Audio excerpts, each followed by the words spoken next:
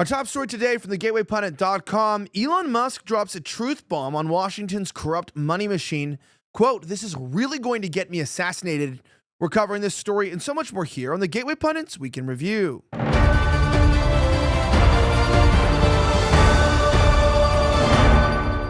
My name's Elijah Schaffer, and this is the Gateway Pundit's Week in Review, where we cover the top 5 stories of the last 24 hours. Our top story today comes from Jim Hoff, who reports perhaps there's some new information that Elon Musk has uncovered that may end up getting him assassinated. Listen to this. Elon Musk just dropped a bombshell on Joe Rogan Experience, confirming what many Americans have long suspected.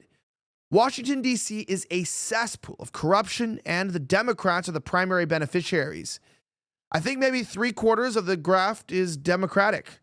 I think there's maybe 20-25% that's Republican, Musk revealed, exposing how the system is rigged for political elites. Most of the graft is going to the Democrats, but they throw some bones to the Republicans too, so they're in on it. In a shocking but unsurprising exchange, Musk and Rogan discussed the absurd wealth accumulation of members of Congress who are somehow able to transform their modest $170K a year salaries into multi-million-dollar fortunes. Now, Musk did not hold back, saying it's literally impossible for these politicians to legally amass such wealth. We have the video for you here with his interaction with Joe Rogan because, it's important that we watch this. Check this out. Watch. I think maybe 3/4 of the graft is Democratic. I think there's maybe, 20-25% that's Republican. So they've basically most of the graft is going to the Democrats, but they throw some bones to the Republicans too. So then they're in on it, and it's not like there's zero graft on the Republican side. To be clear. Oh, there's plenty of conservative that are insider trading in Congress. Yeah, plenty insider trading, and just there's the curious case of how do people in Congress or whatever become wealthy over time? Extremely wealthy. Yes. On a $170,000 a year salary. It's literally impossible. Yeah. No one else does that. It's literally impossible. If you find out this guy has a $170,000 a year job, you're like, oh, he's doing okay. He's all right. Yeah. And then you're like, wait a minute, why does he have $50 million? Yes. What is he doing? Correct. Yeah. And I think the more accurate thing would be to say what is the family value increase? Meaning how much does their spouse earn? Do they have a mysteriously wealthy spouse? Right. And do they have a spouse that's really good at insider trading? Yeah. Like Paul Pelosi. Really good. Yeah, he's great at trading. He's such a good trader. Yeah. Yeah. So that there's that's why I actually posted on X, I think maybe we should pay politicians more, frankly, because it reduces the forcing function for graft. I think maybe we should either pay politicians nothing or maybe a lot more. It's somewhat maybe counterintuitively, if politicians got paid a lot more, then they wouldn't feel like that there's so much of a forcing function for them to accept corrupt money. Yeah, but the problem is if you paid them a lot more, they're still not going to make as much money as they would insider trading. But it's less of a forcing function. Yes. Well, let me put it this way.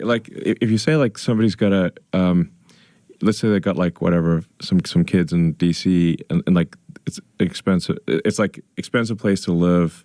The schools are terrible, so they need to send their kids to some kind of private schooling situation. They literally cannot afford that. They cannot afford that right now. So then you get into the situation, from their standpoint, they've got to, they'll say they're doing it for their family. They're doing it for their kids. Well, especially if it's legal, and it currently is. You kind of be silly to not do that. If you were a part of a group of people that's passing a bill, and this bill's going to get passed, the votes are there, and it's going to affect this industry and this particular manufacturer, and you can buy stock. It's more than just insider trading. The insider trading stuff, the stock portfolio stuff is quite trackable, but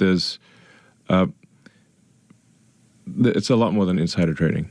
The way they're acquiring wealth. Correct. And what other methods? I mean, this is really going to get me assassinated. It's like I'm not lengthening my lifespan by explaining this stuff, to say the least. I mean, I was supposed to go back to DC. How am I going to survive? This fucker's going to kill me for sure. In fact, I do think like it's like I actually have to be careful that I don't push too hard on the corruption stuff because it's going to get me killed.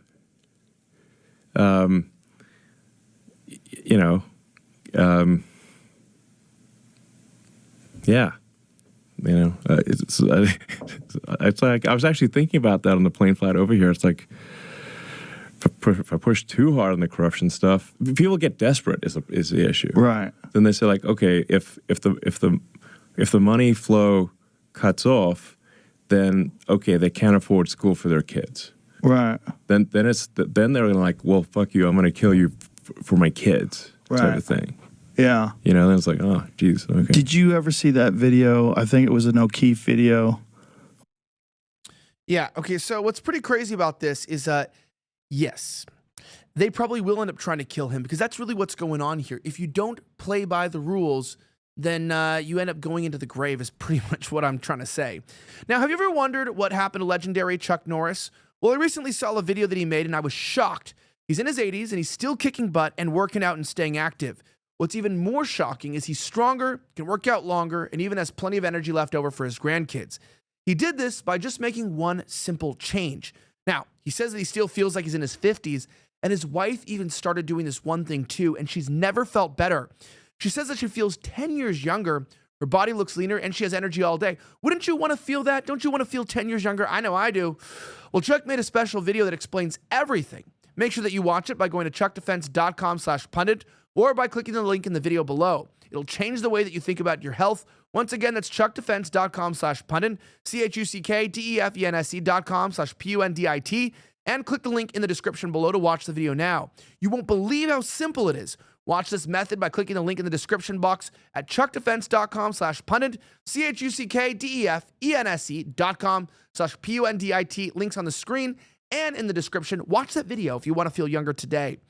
Now, that being said, quite interestingly enough, there was a very, very, very interesting interaction here as our next story, Jessica Watkins, opens up about horrendous abuse by the Biden regime, including being stripped naked for days, assaulted by prison guards, and a mysterious witness who appeared at her trial.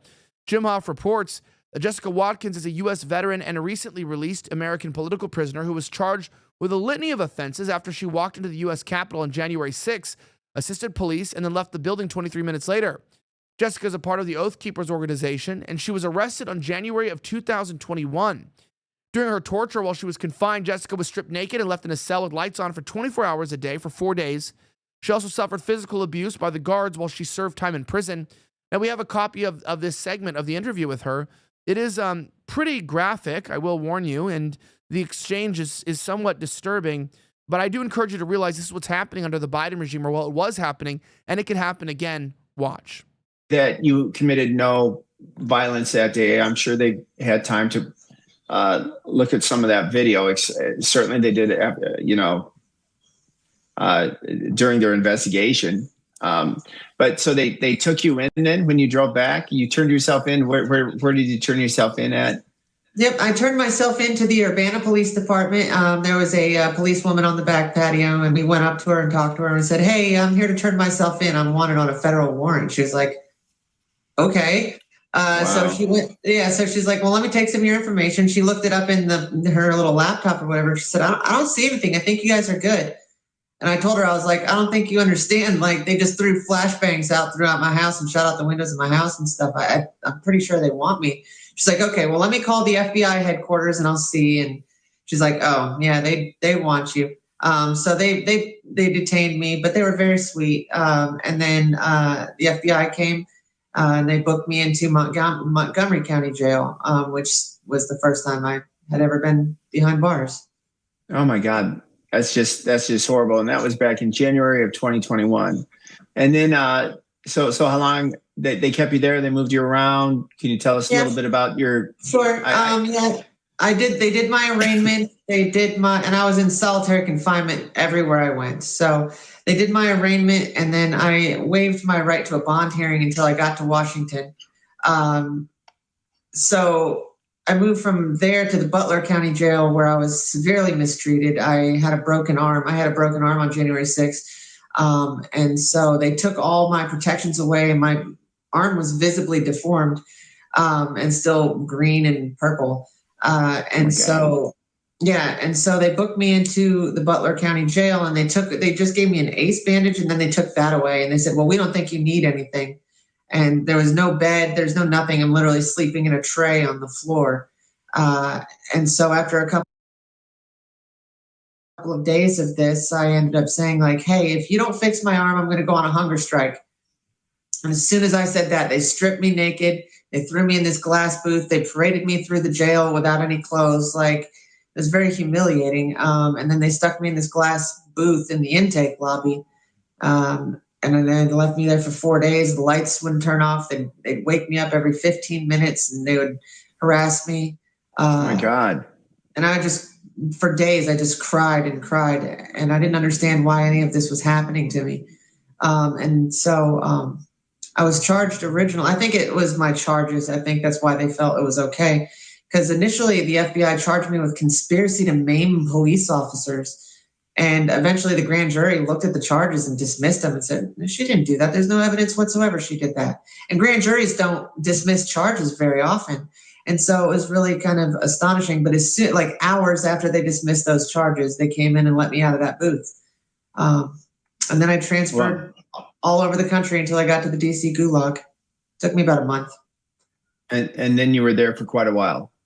I was in the DC Gulag from February 10th of 2021 until, August 14th of 2023. Wow. Okay, so 2 years there. Let me ask you this. I looked at several of these FBI statements, the DOJ statements that they put out about these prisoners. They're always exaggerated. They use, scary words and make it look like somebody's, this most violent person you've ever seen. When in reality, a lot of times they're just trying to block the police from hitting them and trying to protect themselves. And of course, that's who our DOJ is today. Certainly under Joe Biden, it certainly was. And since there's some names of people on those who filled out those, I'm sure I would think there would be a name on the person who filled out your initial, arrest or DOJ document on you. I mean, it's really remarkable when we talk about what's happening here, that these people are treated in such contempt, in such a disgusting way. And it's beautiful to watch Jim sort of come around full swing and tell the truth about what happened to these people and how they were persecuted.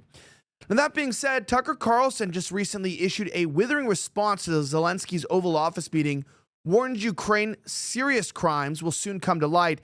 We have the full video here. You're going to watch it in just a moment. But reminding you, Tucker Carlson has been taking a lot of hits, particularly because people say that he's defending Putin. But, I don't know if that's really exactly what happened. I'm going to go full screen on this here for a second so they can read it. Check this out. Tucker Carlson said this. He said, one of the most striking things about Zelensky's yesterday's Zelensky press conference was Lindsey Graham's reaction to it, which is absolutely true. This was more than just transactional disloyalty. It was scapegoating. Lindsey Graham knows what's coming. Over the past 3 years, with the tacit support of Western patrons, the Ukrainian government has committed a remarkable number of serious crimes. The Ukrainians sold huge quantities of American weapons on the international black market at 20 cents on the dollar. These weapons are now in the hands of armed groups around the world, including Hamas, the Mexican drug cartels, and the forces now controlling Syria. God knows what Ukrainians have done with the pathogens in American biolabs in their country. Even U.S. intel agencies aren't sure. The Ukrainians have also murdered a number of people in the various countries in political assassinations and tried to murder others, including American journalists and a European head of state. This is all true, and it's all going to come out at some point. Better to start blaming it on Zelensky now. Senator Babbitt of Australia said, I was thinking the same thing today. Senator Graham is like a rat jumping off a sinking ship. And that's what's actually happening with these people today. I mean, look, it's no surprise on what's happened with this community and the things that they've been hiding from the public. But of course, to come out and pretend like, there's some bastion of freedom in the West and, we're all going to die if Zelensky doesn't win. Honestly, I couldn't give a rat's ass if Zelensky gets taken out of power. I'm not looking for Russia to take dominance, over the whole, Eastern Europe. But like Zelensky is not he's just not a good example of a human being in general, and not someone that I would want to deal with personally. Now, that being said, before we dive in, I want to let you guys know something very vital. We've teamed up with Gundry MD to uncover a pantry staple that's more than just a cooking ingredient. It's olive oil, and it's one of the healthiest foods on earth. Dr. Stephen Gundry, a leading cardiothoracic surgeon and nutrition guru, advocates for olive oil not just for your kitchen, but for your beauty and health regimen too. He suggests using high-quality olive oil daily, whether you're taking a shot or keeping it in your medicine cabinet. But here's the twist.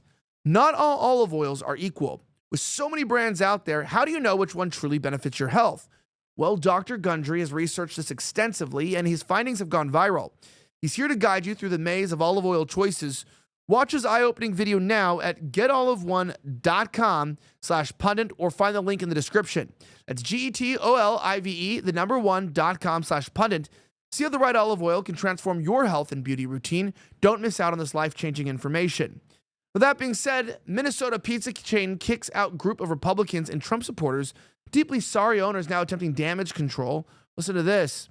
A Minnesota pizzeria is now attempting damage control after kicking out a group of Republicans and Trump supporters over the weekend.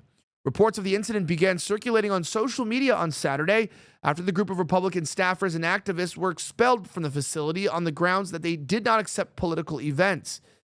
Make this go viral, Davini's pizza manager Catherine of the Adena, Minnesota location confirms that individuals from the SD50 Minnesota GOP were asked to leave today, stating, "We don't allow political events in our party room." When asked why we were asked to leave for being patrons, they basically said goodbye. Now, she explained this was not a misunderstanding. The individual who appeared to be a manager repeatedly insisted that we leave, stating, "Please leave now." We were simply a group enjoying a meal after a Senate district convention, and several of us clarified to her that this was not a political event, just a gathering over dinner. Despite our explanation, she refused to listen, displaying a level of disrespect that was deeply disappointing. This incident should serve as a wake-up call for everyone. While we may reside in a predominantly blue district, we will not allow ourselves to be bullied or silenced. We are one community, and it is essential that we learn to coexist with mutual respect, regardless of our political differences. Yeah, look, and I'm not about cancel culture, but we've got to stop allowing people, to treat us the way that they've been treating us, right? Like, I don't want anyone treating us the way you get treated when you go through TSA, right? I mean, you get groped, but you don't even get the happy ending.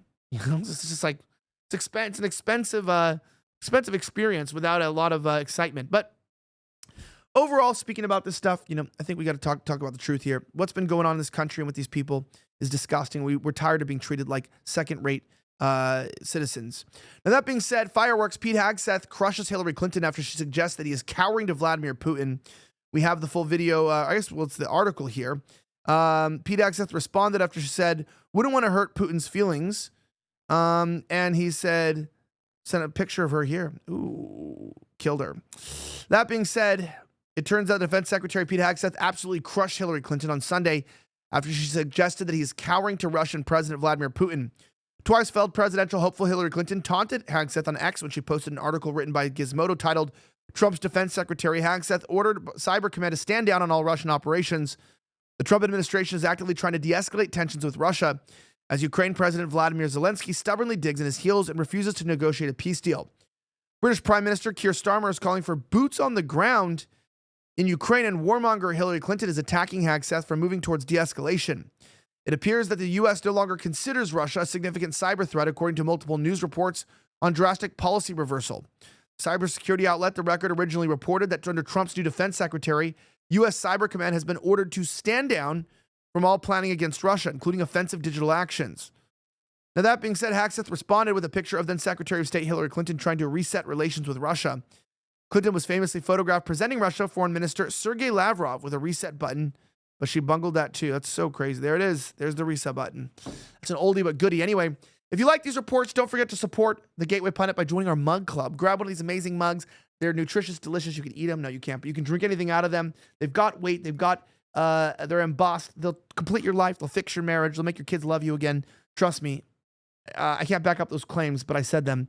Grab your mug today at thegatewaypundit.com. I'm Elijah Schaffer. Have a great rest of the week, and may God bless the United States of America. I'm signing out. Podcast.